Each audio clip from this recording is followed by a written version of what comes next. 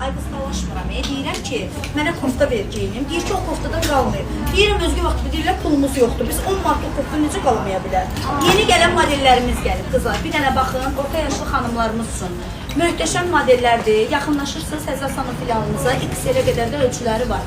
Yaxınlaşın, əldə edin. Çox gözəldir. Bir dənə baxın qızlar. Arxası da Böyük bədən xanımlarımız. Bəli, böyük bədən xanımlarımız çox qəşəngdir.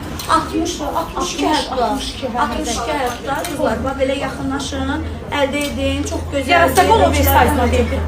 Baxın, yaxınlaşırsınız belə gözəl, qaşlı, daşlı, böcəkli, rəngarəng. Biraz cavanmalıdır. O biraz yaşlıdır, bu biraz cavanmalıdır. Bu baldız koftası, o qaynana koftası.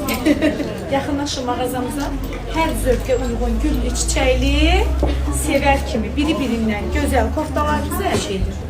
Sevər rəynində də var qızlar. Baxın, çox gözəldir. Hər ölçüdə də mövcuddur. Yaxınlaşın, əldə edin. 10 manata.